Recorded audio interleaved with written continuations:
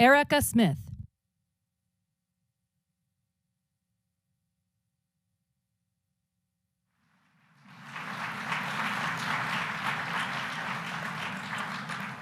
Good morning. My name is Erica Smith, and at 17, I became a soldier.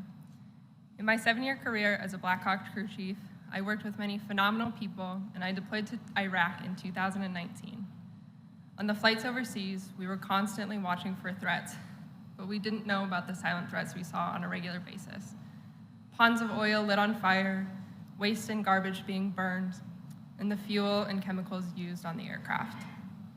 In 2022, during a spinal scan for a separate injury, a mass was discovered on my right kidney. I was just 23 with no family history of cancer. I ate right, I worked out, and I never smoked. Nevertheless, it was cancer, and it was growing fast. Shortly after, a friend from deployment let me know he had cancer in his kidney as well. I filed a claim with the VA immediately. Thankfully, the Pact Act reduced my paperwork burden, and it covered my illness. By the time I had my kidney removed in October of 2022, I had already begun receiving increased benefits that helped me buy my first house. I'm so grateful for the Pact Act, and I encourage other veterans to take advantage of the benefits. The military gave me the courage to take risks, and the Pact Act gave me the stability to endure no matter the outcome. Now, it's my honor to introduce the President of the United States, Joe Biden.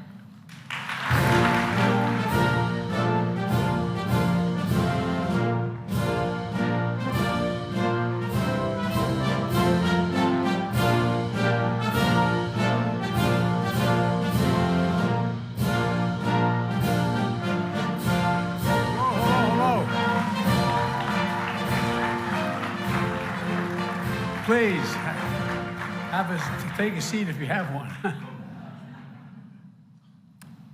Sarge, thank you for that introduction.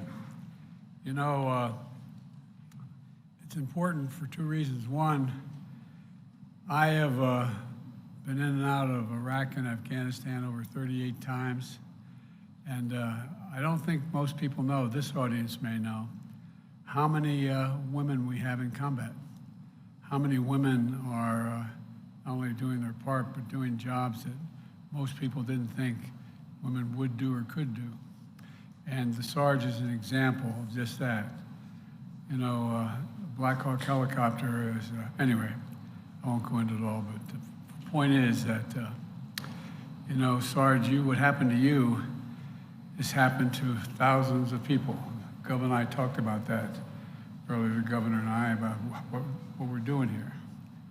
You know, you and your fellow veterans are the heart, the soul, and the very spine and sinew of this generation. I mean, that's a fact.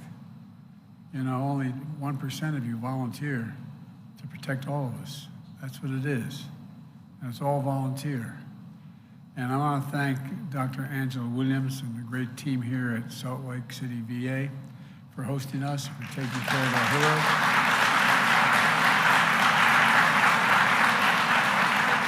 Mayor Mendenhall, thank you for the passport into the city. I appreciate that opportunity. And Governor Spencer Cox, thank you for your hospitality, but much more importantly, thank you for taking care of our veterans and for bringing along your beautiful family. And by the way, you know, years ago, this is a little ad lib here, but years ago when John Kerry was the nominee for president of the Democratic Party, he talked with me about the possibility of being vice president, and on his ticket. And I wasn't. We're old friends. I said no, I didn't want to be vice president. But had I known that as vice president I get Secret Service, and had I known that meant my daughters had Secret Service and my granddaughters, I would have fought even harder for him at the time. And now.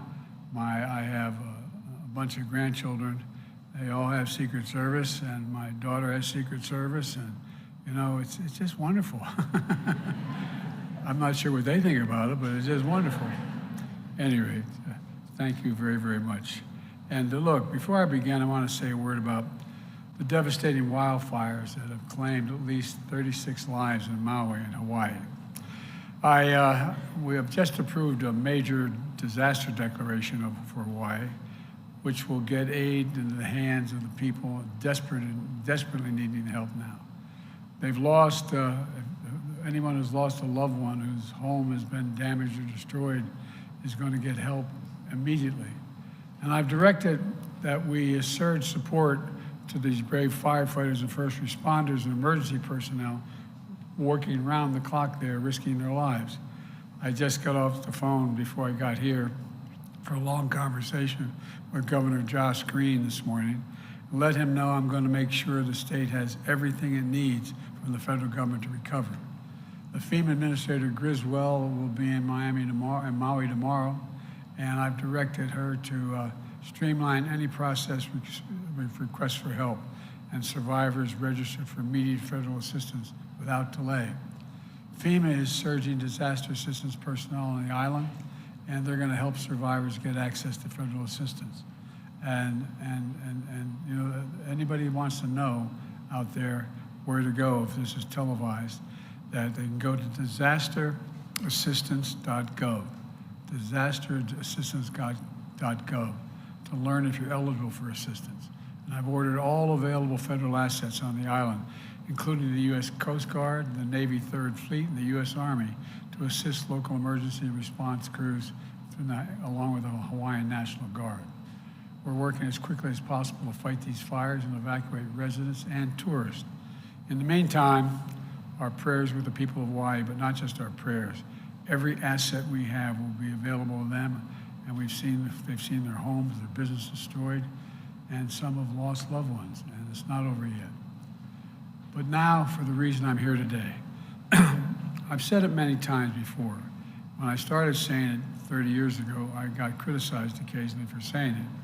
I said, we have many obligations as a nation, but we only have one truly sacred obligation, and that's to equip those we send into harm's way and care for them and their families when they come home and when they don't. 1 year ago today, we met that sacred obligation when I signed, after fighting so damn hard for the Pact Act, to sign it into law. And I want to thank all the veterans organizations for helping to make that happen, because it matters. The Pact Act is one of the most significant laws ever signed to help veterans exposed to toxic materials and help their families recover, as well as receive compensation. You remember what we mean by burn pits. You know, when we first started using the phrase burn pits, people kind of looked at us. But a burn pit is what you saw, basically the giant burn pit. The first one everybody was aware of was at 9/11 when the buildings came down. Remember all those firemen that died of cancer and how they got covered? Well, when firefighters first responded, that's what happened. Now, the burn pits in Iraq, where we're talking about, and in other countries, Afghanistan, even in parts of throughout the Middle East, they're the size of football fields, up to 100 yards long, 20 yards to 30 yards wide, and 8 to 10 feet deep. And everything you can imagine is thrown into these pits to incinerate them. The wastes of war, tires, poisonous chemicals, jet fuel, and so much more. Toxic smoke, thick with poison, spreads through the air and into the lungs of our troops and their hooches where they live nearby these facilities. I know, I've been there in Iraq and Afghanistan. I've seen them, and you can smell it in the air. You can sometimes see it. And when these troops came home, many of them the fittest and best trained warriors that we ever sent anywhere were exposed to these burn pits. They weren't the same. And thousands of troops had to live in their hooches not far from proximity from these burn pits. The one in Iraq, my son was about 400 yards from one of the burn pits, living there for a year in his hooch. They breathe that toxic material sometimes for months at a time. In the case of my son and his buddies, for an entire year, causing headaches, numbness, dizziness, cancer. This is not about my son, but just an example of how close it was. My son, Bo, was one of those persons. He went the fittest guy in his unit and came home and and he came home but died of glioblastoma. It's personal for my family, but it's also personal for so many of you. Secretary of the VA, McDonough, and I just had a long talk. He couldn't be here today, but he can tell you we're determined to address this problem, come hell or high water, and compensate these veterans and their families who have suffered from the consequences of this tragedy. It was part of my unity agenda, as I called it, when I did my first last State of the Union, to try to bring the country together on things I thought we all could agree on. First was beating the opioid epidemic, and we're working like hell on that, tackling mental health crisis, and there is a mental health crisis in America. Supporting our veterans. Look, I delivered that speech in March of last year, and a few months later, in August, when veterans groups making the case and never giving up, the bipartisan Pact Act was on my desk to sign into law. And don't tell me we can't get things done when we work together. Democrats and Republicans work together to get that done. In particular, I want to thank Senator John Tester, the chair of the Senate Veterans Affairs Committee, and Representative Mark Takano as well, the ranking member of the House Veterans Affairs Committee, for their leadership. They never stopped fighting on behalf of the veterans and their families. We learned a horrible lesson after Vietnam, how harmful effects of exposure to Agent Orange took years to manifest themselves in veterans, leaving too many veterans unable to access care when they needed and deserved it. And they had to prove beyond a reasonable doubt that that was the cause of their problem, which was difficult to prove in the long term. That's why I supported the Agent Orange Act of 1991, supporting veterans exposed to the harmful substances in Vietnam. Well, I don't want to see that again. The Pact Act means today's veterans and their families won't suffer the same painful, frustrating delays and denials. And here's what the law does. It empowers the Veterans Administration, the VA, to move quicker to determine if a veteran qualifies for the benefits of the law. Benefits like monthly disability compensation and regular toxic exposure screenings. It also means new facilities, new research, and more healthcare workers at VA hospitals. It includes nearly, and one of the veterans raised this to me today, nearly $30 million for new outpatient clinics right here in Salt Lake City, right here.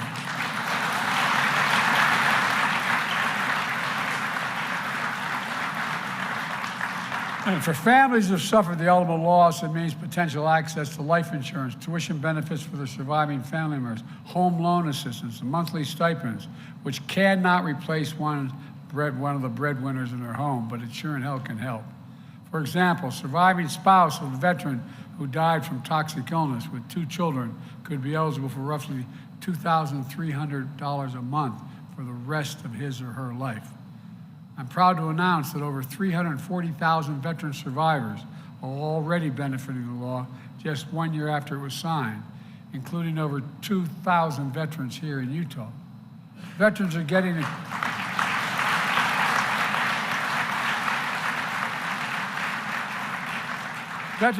the care they deserve in every corner of the country. For example, there's an Army veteran served in Iraq now receiving care for prostate cancer at the VA in Seattle.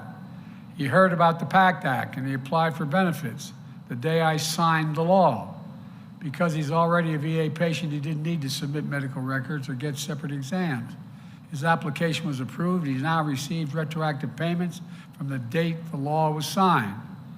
Another Army veteran, now in New Hampshire National Guard with multiple deployments to Iraq and Kuwait, learned that he had that a friend and a soldier she deployed with were diagnosed with breast cancer. Just in case, she decided to get toxic exposure screening free at all veterans enrolled in the VA healthcare. She too was diagnosed with breast cancer. They caught the cancer early and she's currently being treated for it. And she's being granted 100% service-connected eligibility under the Pact Act, tripling her monthly payment benefits. For folks, it matters. This matters. Folks, we have a moral obligation. This goes beyond the financial. We have a moral obligation to respond to this. And I'm here today to spread the word so every veteran or surviving family member knows how to access benefits of this law. Because these conditions have already taken such a toll on so many veterans and their families, I directed the Department of Veterans Affairs to treat all 23 presumptive conditions in this law as applicable immediately, like chronic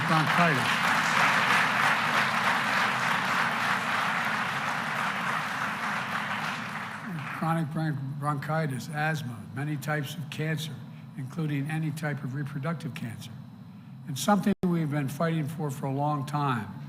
Vietnam-era veterans are entitled to compensation for hypertension. This is now the law. And let me give you an example of why it matters. The widow of a 28-year Army veteran in Connecticut applied for survivor benefits after her husband died from gastrointestinal cancer. That was before the Pact Act was passed, and her claim was denied. In April of this year, she learned about the Pact Act and reapplied. 1 month later, because of her husband's cancer, she's now presumed to be a service-connected under the Pact Act she claimed was approved. Now she's eligible for survivor's compensation for her son and further his education and the GI Bill. I'm urging veterans from those decades of war in Vietnam and Iraq, Afghanistan, to enroll in the VA healthcare, to get screened for toxic exposure, and to promptly file your claim. And for those watching this at home, visit va.gov/PACT, P-A-C-T. va.gov, I want to say it again, va.gov/PACT.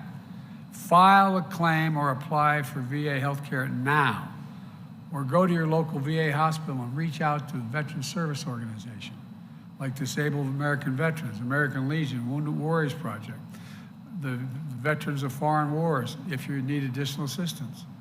There's no deadline to submit a claim, but if you want to be eligible to receive retroactive benefits for last year, you have to sign up by Monday. So apply today. The VA will move as quickly as possible to resolve your claim and get the benefits you deserve.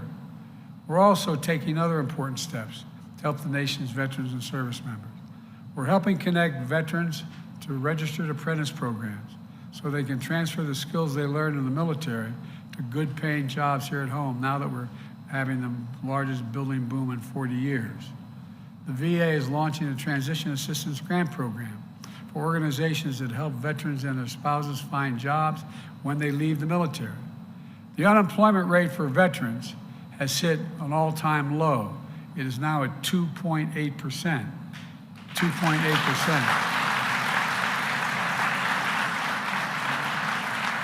And we're damn proud of that. We've made that a priority since we got in office. This spring, I signed an executive order directing the VA to cut red tape and give veterans who need assistance at home more flexibility in picking who will be their caregiver. Earlier this summer, I went to North Carolina, and I signed an executive order at Fort Liberty. It's called the most comprehensive set of administrative actions in the history of this, and to support the economic security of military veterans, their spouses, caregivers, and survivors. Like making it easier for a military spouse to find a job in the federal government, expanding access to child care for military families. You know, when I first took office, I signed the American Rescue Plan, which invested $17 billion for veterans' health care, including mental health care and suicide prevention, to deal with the fact that more veterans have been and continue to die of suicide than in battle over the past 2 decades. More veterans die of suicide, and all the stories I heard in my home state, people would call up and looking for help. My husband, he needs help, and couldn't get through. Get back to you. 17 a day dying of suicide nationwide. 17 a day. Even one veteran dying of suicide, particularly because he couldn't get the help immediately. There's one too many. The VA is doing everything it can do, including expanding mental health screening, increasing access to legal financial support, hiring more mental health professionals, which was one. Where's my commander that was here? One that you brought up. We're hiring more. We're hiring.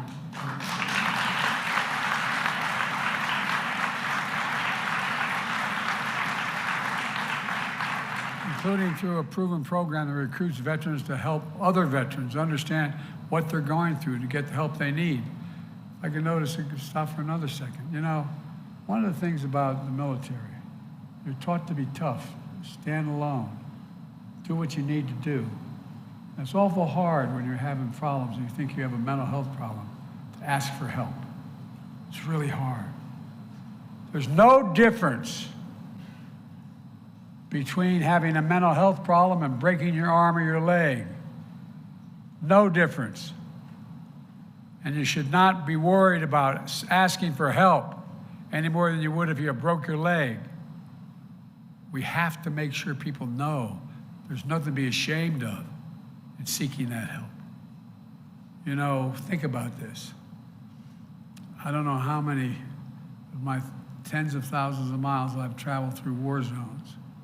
I don't know anybody who would not wonder whether or not what these veterans have seen would cause post-traumatic stress. It's enormous. It's an enormous problem. They just need help to get through this. We're working to end veterans' homelessness as well. No one should be homeless in this country, especially not those who served it, period.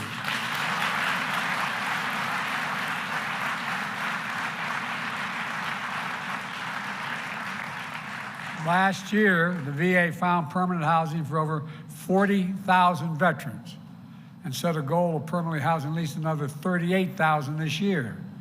And I'm proposing that the Congress join in and triple the number of rental assistance vouchers for extremely low-income veterans. Now.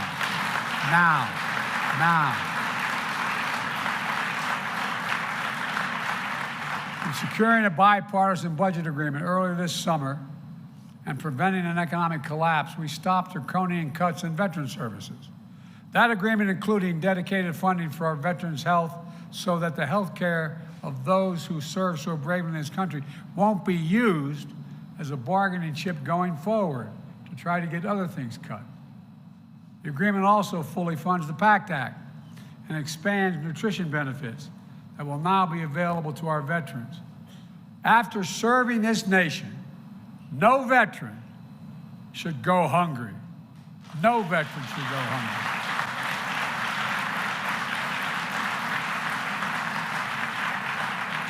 Just 2 weeks ago, I signed an executive order to significantly strengthen how the military handles sexual assault. We're moving the authority for addressing sexual assault claims to specialized independent military unit outside the chain of command. That was a long time in coming, but it's a big deal. And we all owe a thanks to Senator Gillibrand in New York for her leadership in this, so she did not give up till she got it done. And there's more to do, but we've made a lot of progress, and we've got to keep going. Let me close with this. After I signed the Pact Act into law last August, I handed the pen as a tradition.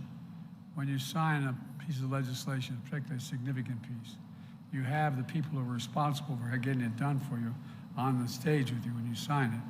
And you traditionally give the pen to the most consequential person who helped that happen. We got finished, and I signed the pen to the widow and daughter of Sergeant First Class Heath Robinson, a veteran for whom the bill was named. His widow was also my wife's guest at the State of the Union. A family that suffered the greatest of losses, but turned their pain into purpose. I handed the pen, not to the mother, but to Sergeant Robinson's little girl, a lovely little kid sitting next to me. And she looked at me, and she said, "Thank you for my daddy. Thank you for my daddy."